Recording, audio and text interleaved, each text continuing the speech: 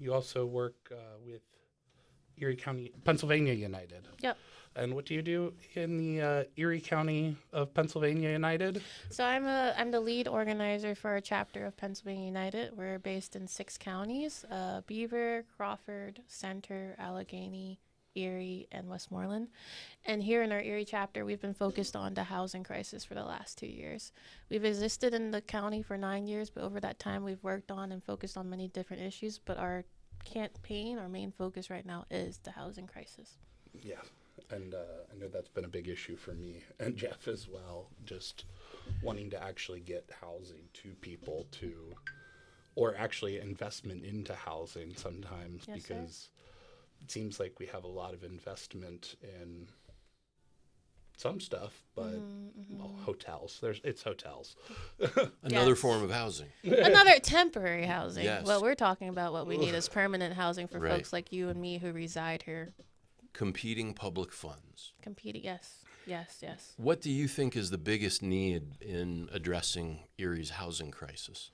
The biggest need is that we technically have a shortage of housing, whether it's that our housing stock is aged or it's been torn down or blighted. There's not enough physical space for us to house people, or rather, not enough safe housing for people. We're also finding that it's a challenge for younger adults or people who just want to transition into homeownership to become homeowners. The market is against us. I talked to someone earlier today who's been looking to buy a house for 2 years, but every time she's ready to buy a house is bought up, cash down by outside investors. So it's a really hot market. And then for someone like her who was ready to become a homeowner, that apartment that would have been available for the next young adult is not on the market. So that is kind of a peek into the crisis that's facing us right now. And I even see a lot of that same stuff happening in not even just, the poorer communities in 15601 and 15603. I'm seeing the same stuff, people talking about it in Mill Creek, in Harbor Creek, all across the county. Everyone's talking about wanting to get in and try and get a house and have this middle class life that we're promised. Push so much in the United States. And they're going, how am I supposed to outbid someone that can pay cash and pay more? Yeah. And that cash payment might be sponsored by an organization, a private equity organization. Yes, We've sir. seen signs around town about we buy houses, okay? Not just everybody buys houses and puts a sign out on a telephone pole. Right. So we're all aware of this trend. What factors do you think influence the affordability of housing? It's the fact that federal/state wages have not gone up in 11 years, if not more. Yes.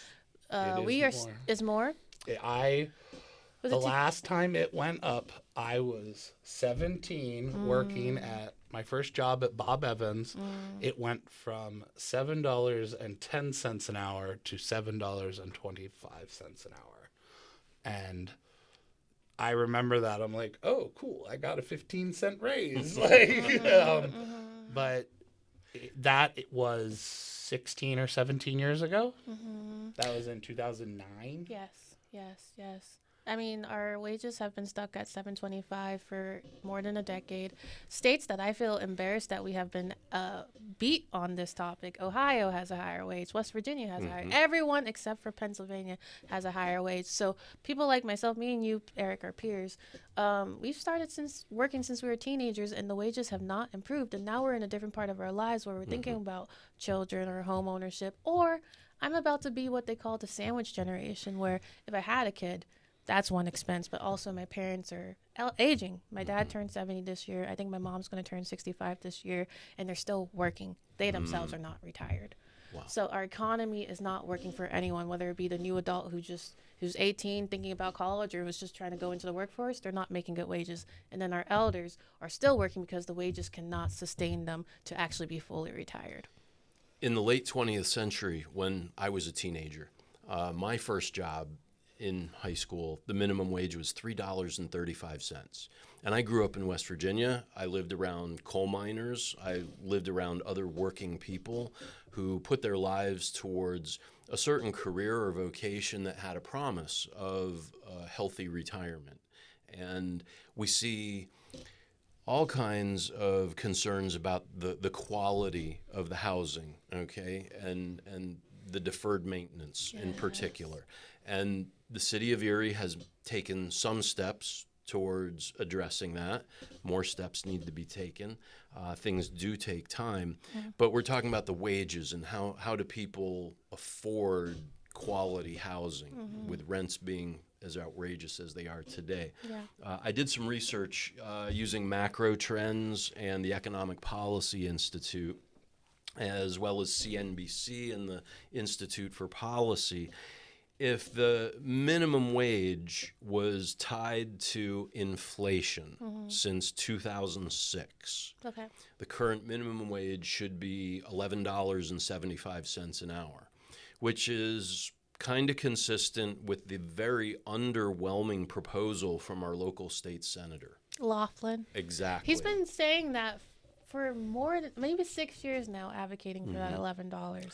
It's a little bit like a broken Alvin and the Chipmunks record. And so $12 an hour clearly is not sufficient. Now, if we correlated an increase in the minimum wage to CEO pay since 2006, the minimum wage would be between $32 and $40 an hour. That sounds right. So now we're starting to talk about the affordability of a rent, which is maybe now $1,100, $1,200, okay, for relatively quality or acceptable housing.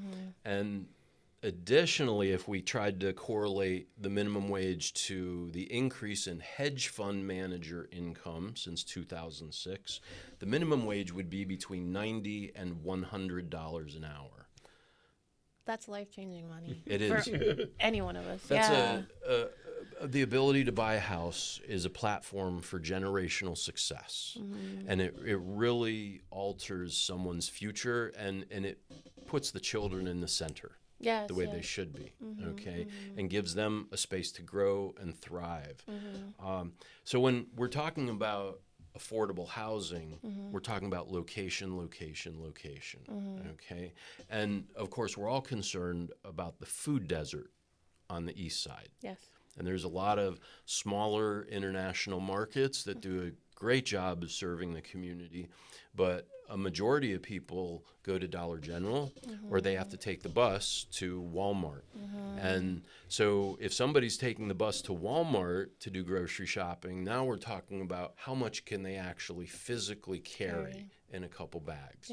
And so the math begins to make it very clear that the affordability crisis and the housing crisis are interconnected. Yes. And yeah, I was just going to say, like,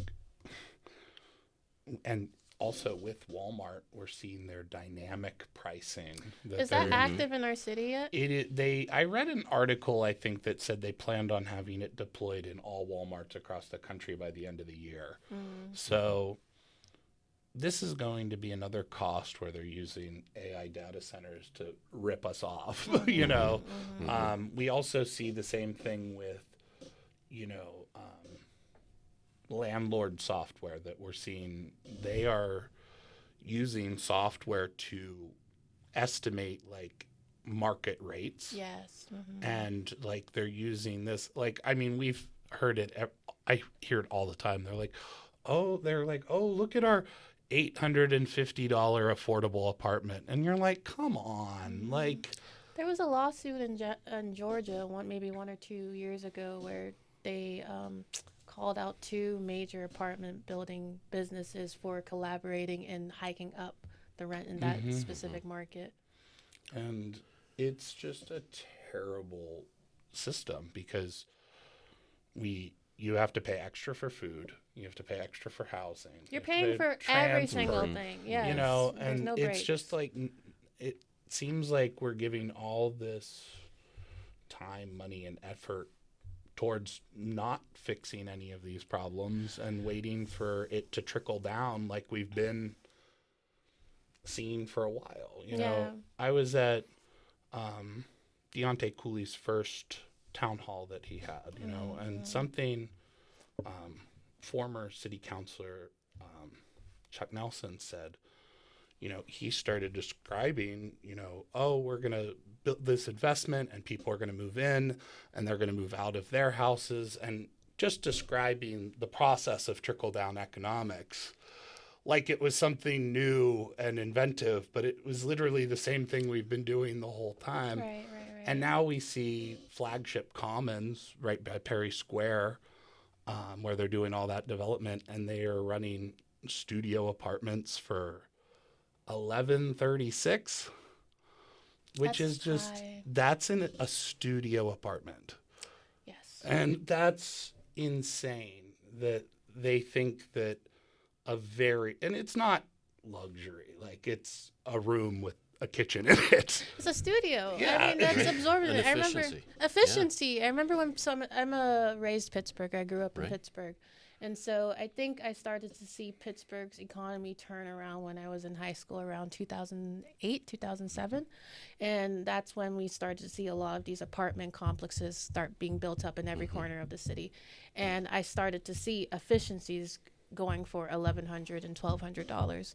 So when I moved here to Erie as a community organizer, and we started to find what should we organize around, what should we talk about, one of our first campaigns was around community benefit agreements, because as a Pittsburgher, granted I was working in coalition, I know what it looks like for a city to be gentrified. I know what it looks like for communities to be pushed out for the sake of the market and the harm that does. And the fact that some of these people who, when they get pushed out of housing, it takes them 1 to 2 to many years to find sustainable housing, on top of the fact that you've disrupted a whole community. They have no connection to their neighborhood or their neighbors anymore. And so efficiency starting at $1,100 is ridiculous, in my opinion. That's just my opinion. I know that I'm friends or I work in the community with people who would say otherwise, but as someone whose father was a taxi driver most of my life, who's currently a healthcare worker, my mom's a registered nurse, I'm a community organizer, working class people can't afford that month to month. It'd be one thing like if it was bi-monthly, but we're expected to pay this month to month on top of healthcare costs and other costs. Our pockets are being drained. Where is our relief as working people? Right. And You mentioned working people and changes in Pittsburgh. I miss the Beehive Coffee Shop on Carson Street. But at the same time, you mentioned your father being a taxi cab driver. And if I understand, there's no more yellow taxi in No, it's Pittsburgh. gone. It's a zip ride. A zip ride, but it's not Yeah. as even as big as the yellow taxis once were. And Uber and Lyft are expensive. They're really not for regular commuting. And as Erie tries to reinvent itself in the way Pittsburgh has or Hamilton, Ontario has, one concept that is used in community organizing is the Overton window. Can you tell us a little bit about what the Overton window is? So I'll give you like the common man's explanation because the history is escaping me right now. But essentially, everything's on a spectrum, right? And with the Overton window, you're measuring things on a spectrum. And the spectrum that it has historically measured is between what we call the political right and the political left. The window is like a square where it moves based on where society is at that moment. So during the antebellum or slavery times, the Overton window was on the extreme right. It supported slavery, supported indentured servitude, it supported non-pay labor. But since slavery, we've seen it slowly move to the left when it comes to Black liberation. Slavery ended, but then there was Jim Crow. So even though it moved a little to the left, it was still on the far right. During the Civil Rights era with the Voting Rights Act and the ending of school and public segregation, we moved again to the left. The far left, or the more, I don't want to even use the word, the farther left, you will see things like universal basic income or free healthcare, things where there's more public investment into the people. And in the middle is whatever is considered moderate. So depending on what the issue is, the Overton window will move right to left. I, as Marty, would argue that Overton window is on the center right. We don't have public health care. We don't have public education. Our public infrastructure is not well invested into. And where I'm doing with my work is that I want to see the Overton window move farther to the left and have those things invested in, have people invested in. even a legislative and deliberative body like the Erie City Council, which is trying to address a budget deficit of $12 million, they still have the capacity of enacting legislation that can affect the quality of life. And so this is really where we get into what percentage of people in Erie are renters. Okay. And it's approximately 31%. I read a position paper that you actually wrote a while back on the subject. And another researcher has pointed out that there's about 77,000 residential units in Erie County. Okay. And as we focus on individual renters, we're really talking about urban development. And what are the factors besides laundromats? Okay, housing that has its own washer and dryer. Which I don't have. Okay, so it takes time out of your day to have to plan accomplish. it. Right, Yeah. you have to plan it. You have to plan the money. Okay, I had to do this all. I went and did laundry today, and I can't. I don't even think I told you this. Since I've met Geoff, like the laundromat I went to, a new one opened up right near me, and it has cheaper prices. It's closer, and like, it's like made a huge difference in my day-to-day activities. It's just like a task that's way smaller now. Yeah. And like another big thing was like this one, I can just scan a QR code and press Google Pay, which is way nicer than putting in $8 in quarters into that machine. But does it still have the capacity for quarters? Yes. Okay, great. Yep. And I was very happy with that because like there are so many homeless people that don't have access to some of this stuff, and there's older people who are confused by it. Yes. But yes, it does have just the standard quarters, but they said most people generally just scan it because they don't want to put $10. But if you need to, it is there. And like, but this has just made my life easier. I don't have to think about an ATM fee when I'm getting cash out because I needed to put quarters in, and like all this other little tiny stuff. Well, what you're describing is something I feel like a lot of electives or even people with capital power who sponsor and spend a lot of time with our electives that they don't account for, is that those small points of friction that working class people have to account for in their time and their money every day, whether it's laundry or picking up your child for childcare or Just mowing your childcare in grass. general. Like, yeah, there's so many things that the wealthy can either drop off and have someone else deal with or pay someone else to do that we ourselves have to do, you know?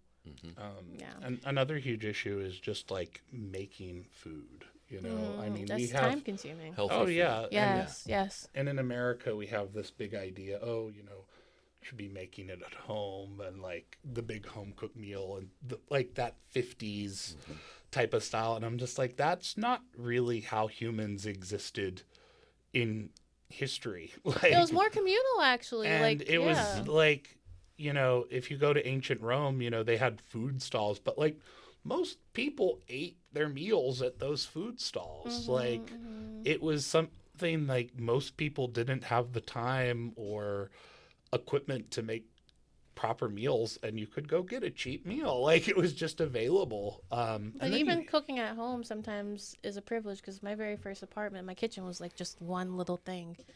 There's someone we've been working with recently, thank goodness she's in a better situation, but she couldn't cook in her kitchen because it was mice infested. So not everyone even has the privilege of maintaining and sustaining themselves in the kitchen.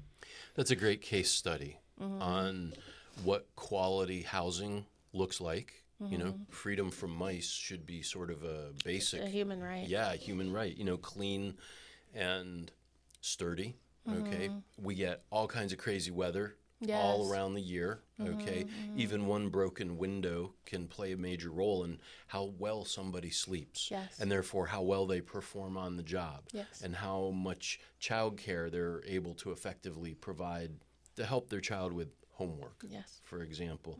So we know that there is a population of African Americans in Erie of about 23%.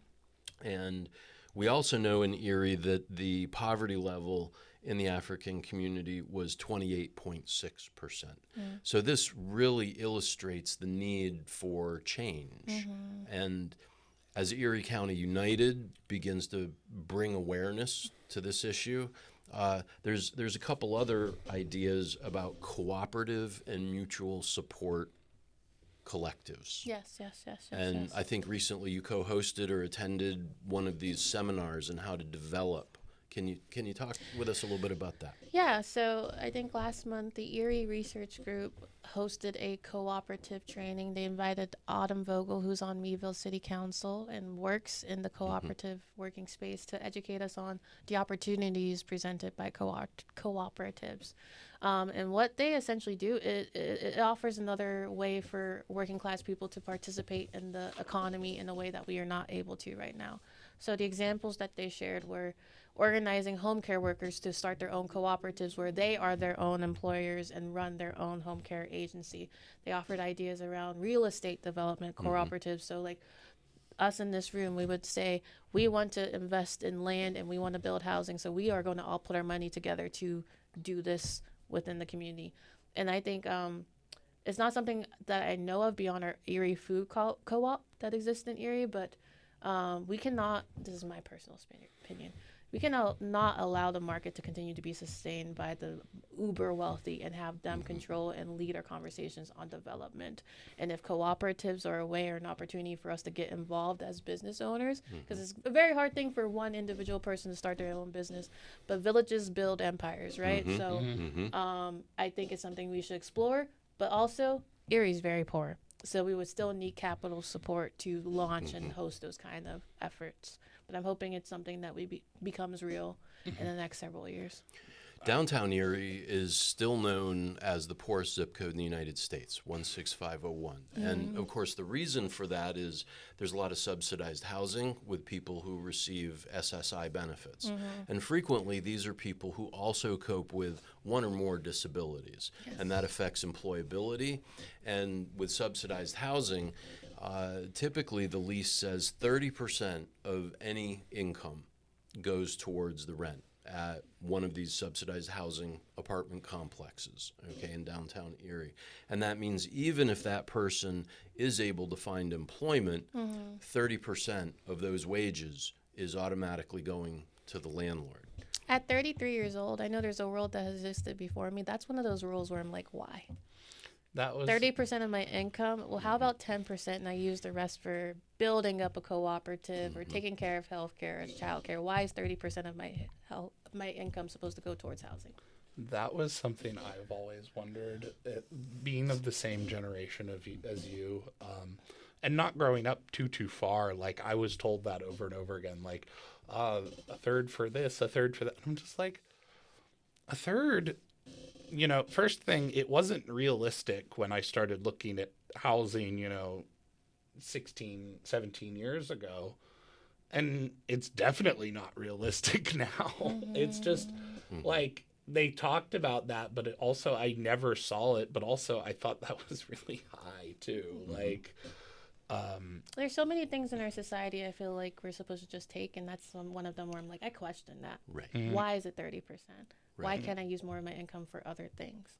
We really do have to question why it's 30% and what goes into that 30%. And does it include homeowners insurance? Does it include maintenance, things like that? When you own a home, there's continual projects because things break down, things break apart. New technologies emerge, and you can have an 80% furnace that's 50 years old and then replace it with a 96% efficiency furnace. And I recently went through, and I am still about ready to replace the furnace in my house, and I got one quote from a very local heating and plumbing contractor for about $4,500. And then I got another quote from a heating and cooling and plumbing contractor here in Erie. They drive these very fancy, colorful green trucks all around town. Now, their price quote was about $6,800 a really dramatic increase. Okay.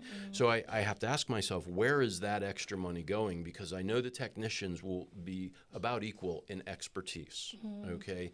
Where are the materials coming from? Well, they both quoted me a price for the same brand and same efficiency of a furnace. So all of these replacements and upgrades make me ask, why do I need to set aside 30% of my income for my mortgage or for rent, things like that? We talk about the market rate costs of apartments according to the Department of Housing and Urban Development, which you cite in your position paper. For a studio, that's $781 according to the federal standard. But here in Erie, we see $1,136. Yeah. And I mean, they're talking about, I saw a local landlord posting on Facebook a not great looking apartment. It looked like it was kind of shoddily put together with those generic landlord, that gray tile, that gray floor, wood fake No personality flooring. decoration. Yeah. Yeah. And and you could see like they had just put up some stuff over it. You could see like big gaps and and I'm just like, you're pushing this idea of affordability, and it doesn't even, like, I hear all this development and they have no idea what people are going through in Erie. We were at Erie City Council the other day, and someone from Erie Events, Laura, was like, oh, we didn't go with a grocery store down here because co-fairs or country fairs or markets are filling in that place.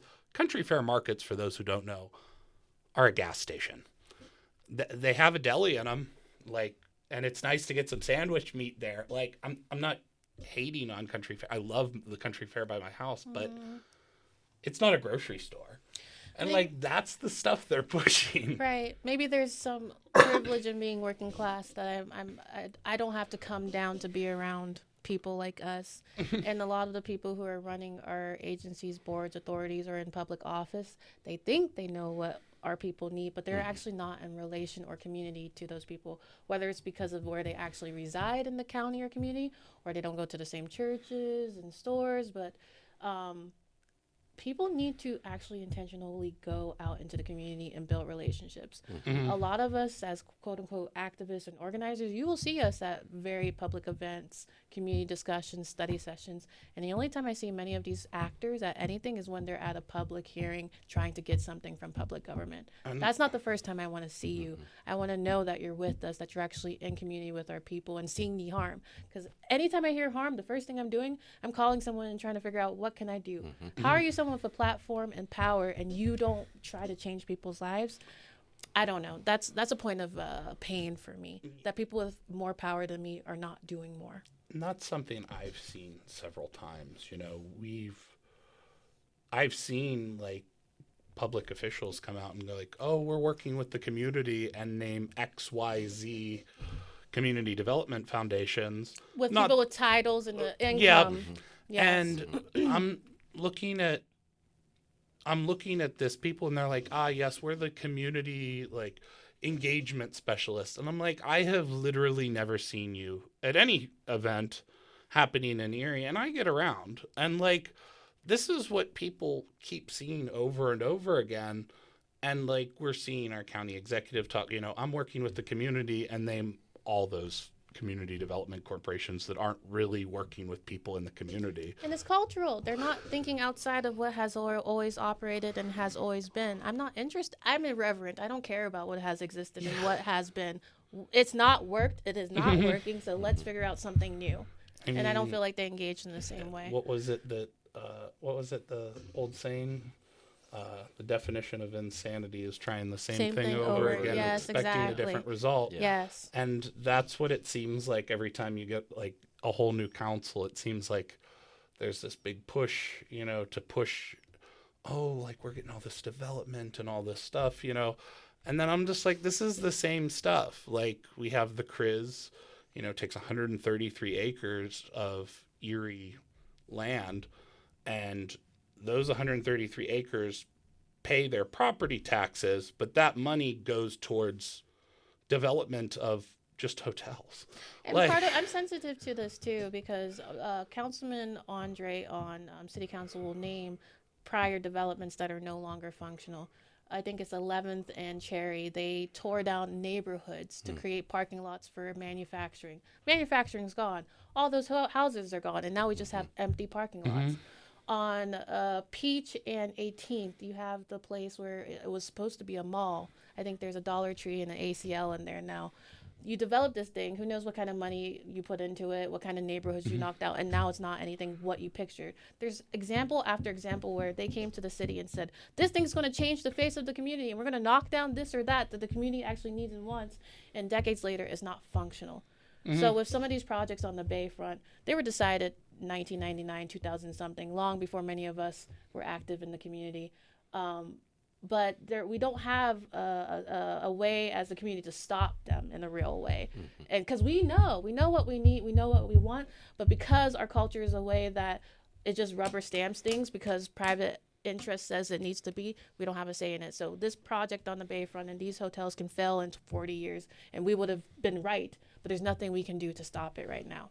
One of our previous guests on the Common Liberty podcast was Michael Woodard, and he has a really strong role in the local community, and recently he hosted a clothing drive as well as a food drive. And we're also aware of the Michael Making Lives Better program, every August providing free haircuts to kids, backpacks, and things like that. And that kind of local community leadership from somebody like Michael Woodard is what we're really talking about in terms of cooperative and collective mutual aid, because we know we're not going to see it in the way the community needs it from private equity or the larger nonprofits. And there are some organizations like Erie Insurance that make some gestures toward revitalizing the community and tearing down some properties, making parks and things like that, building up other properties. UPMC Hammett opened up a neighborhood center on 8th Avenue and 8th Street and East. Yes. And so there are some examples of success where local people like Michael Woodard or like yourself or Carlos Mora, also with Erie County United, is raising voices and concern about immigration policy and what makes Erie a welcoming city. And so are there any closing thoughts that you'd like to mention about what is going on in Erie that is good, something we should praise and uplift that's building the community? You naming what Michael Woodard is doing or what Taiwan Mr. T is doing with Career and Dreams and what Erie Black Wall Street is doing. There are a lot of people, whether it's they're starting nonprofits or they're just doing it for one event at a time, they're putting their efforts and legwork into aiding the community. You named the UPMC neighborhood center. It's a great resource for that block, but at the same time, the ECAT is right across the street from there. Right. What would it have looked like, and what will it look like, because I'm going to call them out, for UPMC to put more funding into the Booker T. Washington Center, the MLK, the JFK, rather than starting your own PR projects? There are things and people in this community who have ideas. It would look different if you invested into them. I want to see more investments into the people from the community who have the ideas and the things that exist, putting that money into it, rather than you starting your own thing when Erie knows what it wants. We need less of the capital power holders telling us what we need and more of them giving us money to do what we know we need. Excellent. Yeah. Okay, well, today, June 4th, 2026, on the Common Liberty podcast, we've really enjoyed conversation with you, Marty. Excellent insight into the Erie housing crisis and how it intersects with the affordability crisis and what local people are doing. We aren't waiting. We're moving forward with rebuilding the community. So I'm Jeffrey. I'm Eric. Thank you for tuning in. Please like, subscribe, and share, and load the clip. Thank you. Hey. Thank you.